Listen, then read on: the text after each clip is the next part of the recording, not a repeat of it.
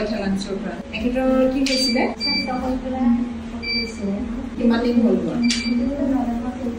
November approximately 6 মাহমান হৈছে 6 মাহ তেওঁ থিয় হোৱা নাই ন নিজে থিয় হ'ব পৰা নাই আৰু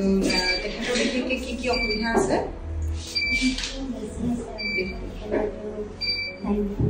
হাতখন লৰাব নোৱাৰে এইটো চাইডটো ন ভৰিখন লৰাব ঠিক আছে আজি আপোনালোকৰ কিমান দিন হৈছে 3 দিন হৈছে আজি তেওঁ এতিয়া থিয় হ'ব নোৱাৰে নিজে তেওঁলোকে নিছে গৈঠালাংচু অসমৰ পৰা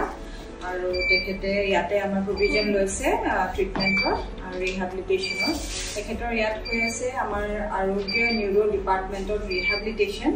আৰু তেখেতৰ সকলৰ ইয়াতে থকাৰো ব্যৱস্থা আছে নিউৰো পেচেণ্টৰ যেনেকৈ আমাৰ ইয়াত থকা ব্যৱস্থা আছে তেওঁলোকে ইয়াতে থাকি লৈছে আৰু তেওঁলোক দূৰৰ পৰা আহিছে চ' আজি তেখেতৰ হৈছে 3 দিন আৰু 3 দিনৰ ভিতৰত ইমানখিনি আহিছে যে তেওঁ থিয় ল'ব পাৰিছে ধৰাকে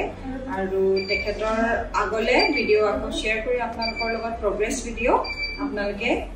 নেক্সট ভিডিঅ'লৈকে আপোনালোকে ৱেইট এণ্ড ৱাচ কৰক নমস্কাৰ